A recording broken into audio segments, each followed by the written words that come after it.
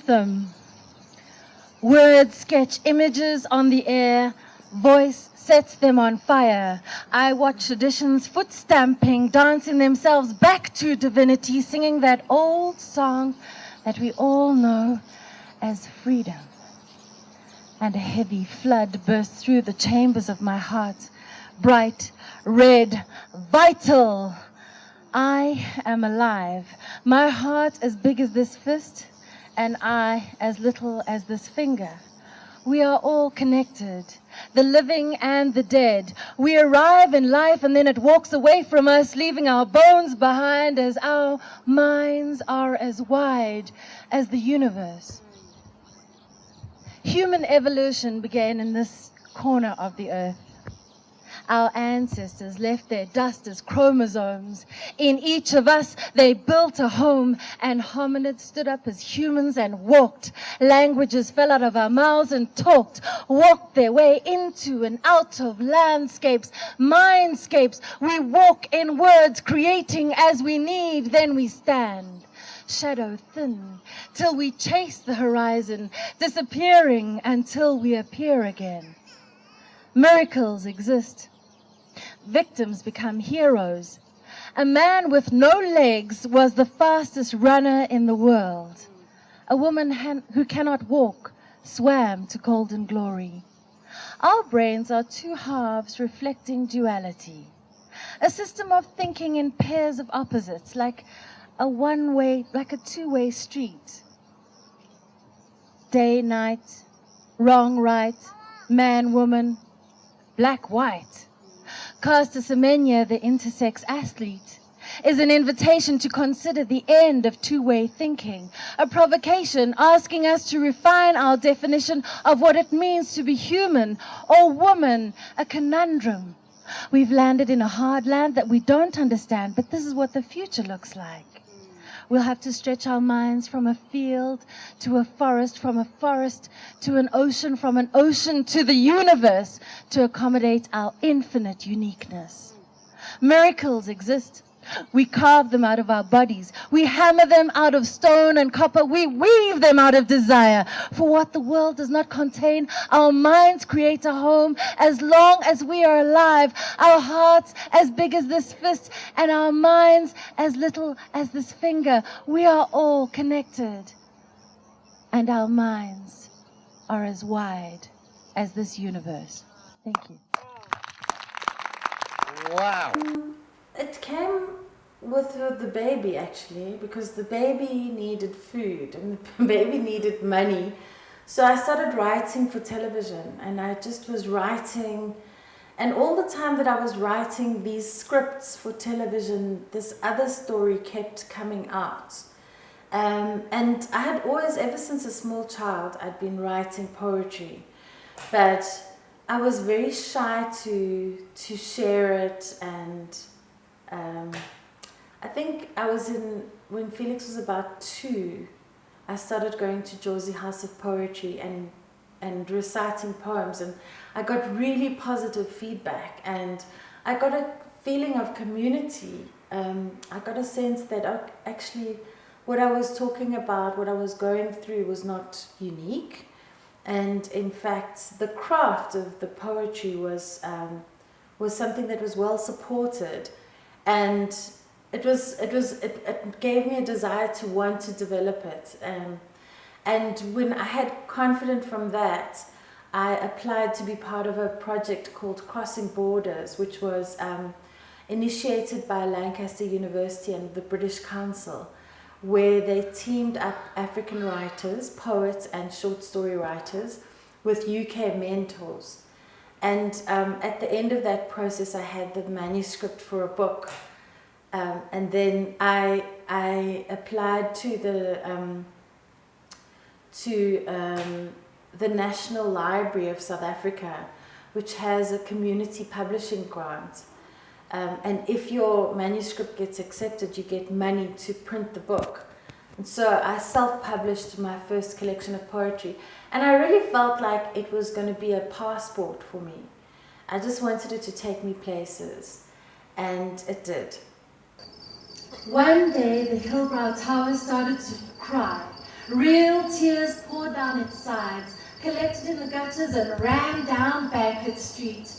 When the other buildings saw the tower's sadness, they started to weep in sympathy. Soon the whole city was sobbing. The tears joined other tears and filled the depressions and gullies. They flooded over Fordsburg, soaking Soweto and cascading over Gold Reef City. They flowed until they became a river that carried us into the night, where our dreams grew taller than buildings, taller than buildings. Thank you. So after Taller Than Buildings, my first collection, which really was like a passport. The first gig that I got out of that was to be invited to be part of a delegation of South African poets and go to Cuba, which was incredible and so inspiring. And from there I met other poets and I heard about the world of poetry outside of South Africa, and I got invited to other festivals and basically went to Germany, the UK, China, and Zimbabwe and other places, just expressing my poetry and sharing that. And joining up, meeting other poets. That's been the best thing about it. This one poetry festival I went to in Denmark was a complete washout. They didn't do enough marketing. There was no real audience, but we performed for each other. And I met Stacey Ann Chin, who was also on the bill there, and I really learned a lot from the conversation. So I consider myself to be a growing poet. For me, the highlights are those experiences. I have won some awards, but I'm grateful for them. I'm grateful for the recognition, but I don't do it for the awards. Hell in a handbag. My mother's handbag matched her earrings, matched her shoes. From time to time, she lectured me on universal truths. Truth number 1, your body is a temple, and matching clothes impose a doctrine, organized religion. Truth number 2, a woman always knows. Aloud, I wondered what the hell that meant. Impatiently, her pocket vanity reflecting puckered lipstick, narcissistic, she replied, you'll understand when you grow up. Truth number 3, it's she who decides. The woman. Only power, like perfume, should be sensed rather than smelled. She powdered her nose and said, truth number 4, discretion is the better part of virginity. Ladies know that a secret is a weapon. So I told her one. Truth number 5, mother, at 6 years old, I was raped.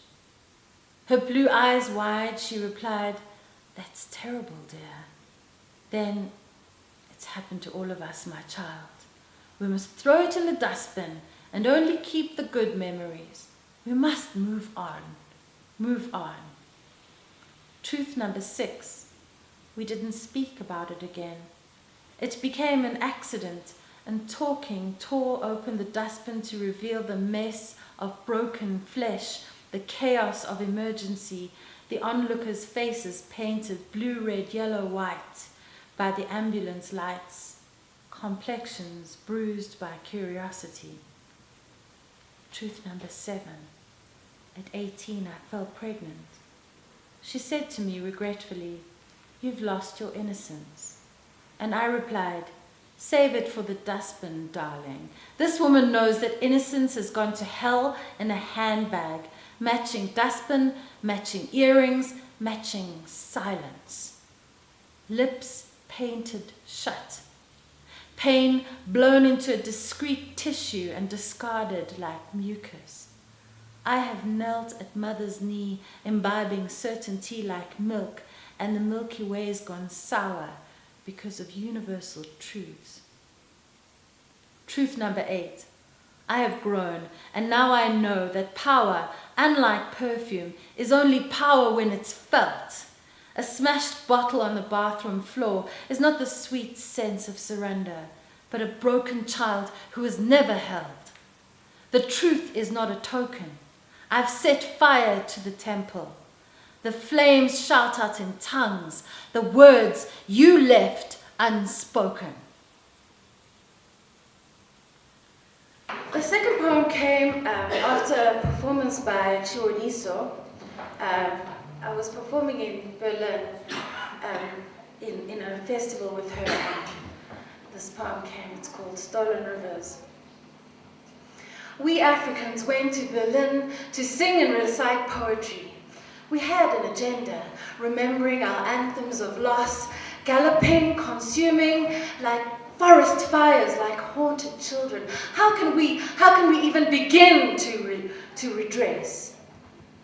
Enraged, we wanted revenge, and then, Chiwoniso, you stepped onto the stage, and every stolen river of gold and platinum poured out of your mouth in song. You etched us out of the night and doubled the light in all of us.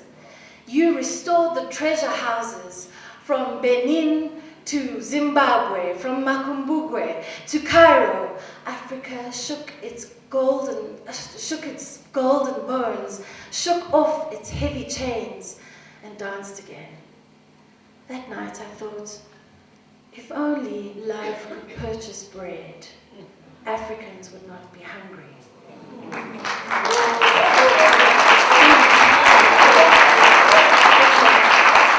I just want to say to all the people who stumbled or forgot their lines, I am you. Don't let it ever stop you. Never think that you're less because you got nervous. Just keep going. The challenge of my identity, which is quite complex, has always been to get it down in the most economical way. So it'll always involve apartheid. At some level, it will always involve that because I've got black and white in me. And that's sort of in the cauldron or the crucible of my consciousness.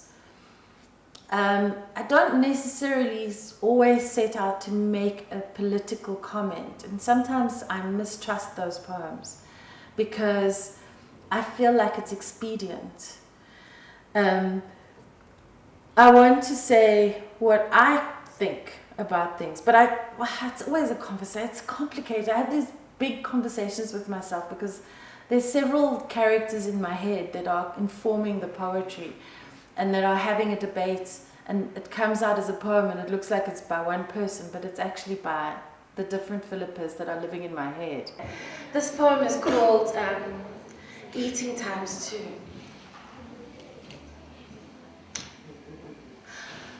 Hunger grumbles, fragrant food seduces the stomach, rumbles. Our eyes journey to the Sunday chicken. Genteel lips conceal gushing saliva. We look away to pray. Our men gives way to flashing knives and gnashing teeth. For now, hunger retreats. The tourist asks why Africa is hungry. Divided the heart, we don't know how to answer. Outside, hunger humbles. A beggar reaches into the cold skies of a stranger's eyes as hunger tumbles hope into a gutter of stuttering half-baked dreams and aborted fantasies, and hunger stumbles along blots and apses, bumps its head repeatedly as bulimic greed dry heaves its simulated grief, stuffing images of lust into a seething cavity of need. The tourist asks how we plan to solve the problem. Subtracted the stomach, we don't know how to answer. Hard-working hunger, the farmer sows rows of skeletons and waits for an empty harvest. Hunger builds a boat of bones, casts a net of starving eyes. People drown in dust without resisting. There is no second course. Dying fragments loaf along the desert shore. The tourist is the authority. They know how to stay alive. We are just learning. Politely we give thanks for what we have received, pronunciation and chicken on Sundays. We live by killing. You can't explain. Perhaps hunger will come to our table one day, but by then, most probably, the tourist will have gone away.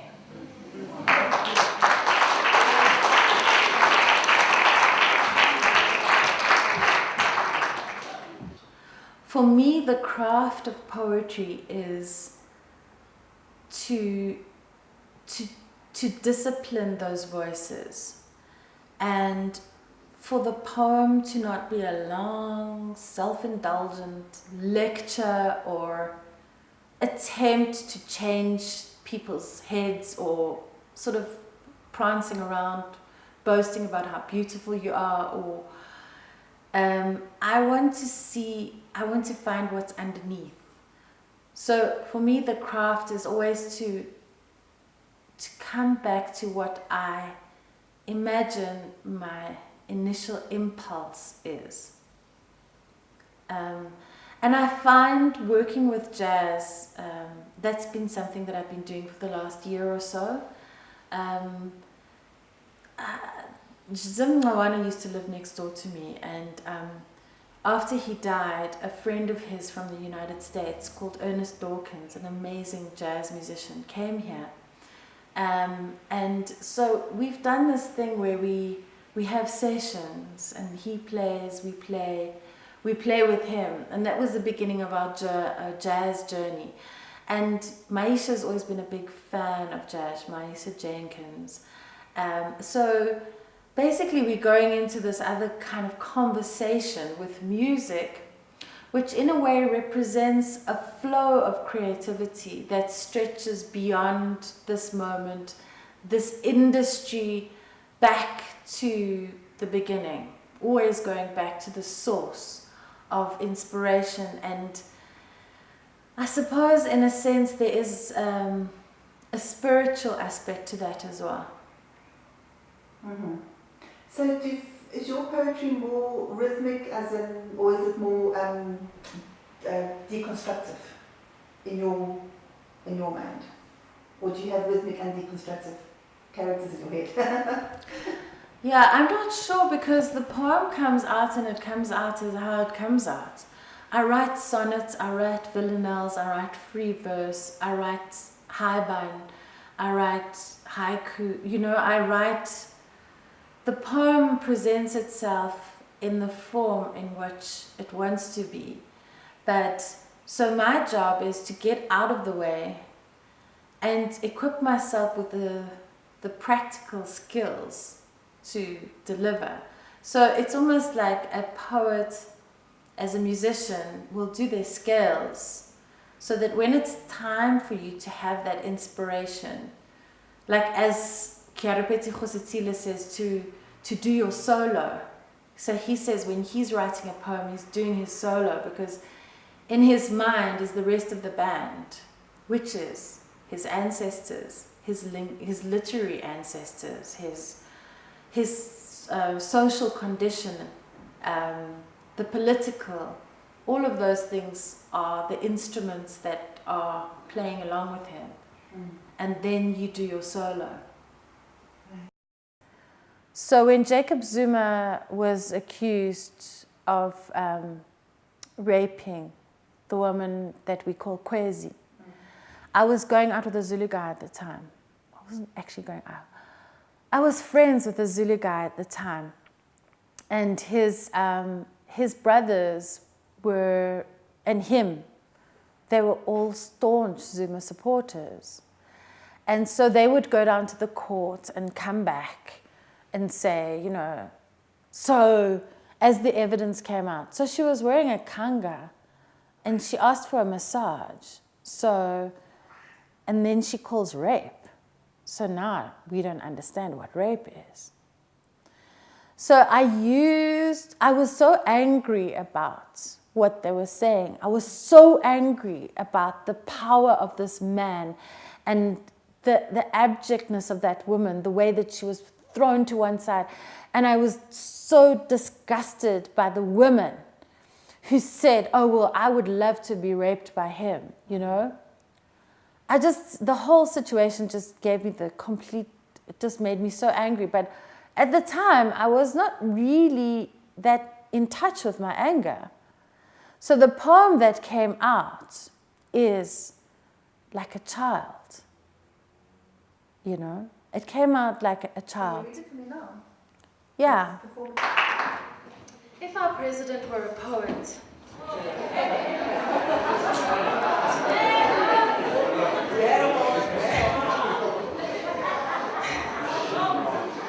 when he got the negative test results, I wish he'd said, "Shit! I'm lucky! I've done some stupid things in my life, but today I really know that I'm really, really lucky."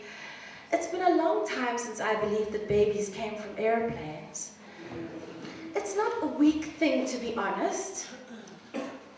When I say to a woman, "I love you," what I really mean is, wanna dance? Wanna do that double back dance with me? Share some secrets behind this wall that we call morality? I really do like to dance, and I do appreciate a nice piece of cake. It's not unmanly to tell the truth. I am human. I could die, and I will someday, which is why today I will take this mad dog sexuality, this hot fiend that drives me to lose my mind in soft brown eyes and opening thighs. Oh, well, I told you I would tell you the truth. Angithi, I am human. I represent you, and it matters to me. And here is hope spelled out in black letters, N-A-G-A-T-I-V-E. It didn't get me, even though I gave it plenty of ammunition. My mind was closed, my brain was closed, my ears were full of the sounds of airplanes roaring up to the stars and closed to the machinery of mortality. And I have a heart that functions just as well as my other organs, and a brain. But enough about me. You also have your dreams, and I'm asking you to please not turn your back on them. Think about what you want to achieve before the big blackout, and it's not load shedding, it's real, and it sends the woman home weeping, etc., etc. You get my drift. If our president were a poet, I'd want him to reveal himself, die 1,000,000 times before he allows himself to lie.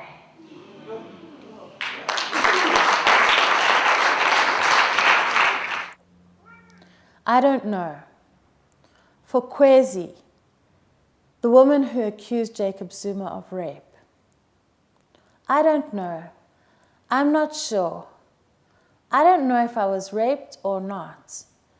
The uncle who held my hand and wiped the ice cream off my black patent leather shoes, who turned my face to him and then surprisingly stuck his tongue between my teeth.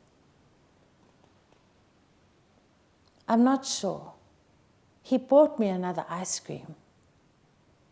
The time I got my new orange hot pants with a yellow patent leather belt, and I paraded in front of him, and he smiled and told me I was beautiful and asked me when I was turning 12.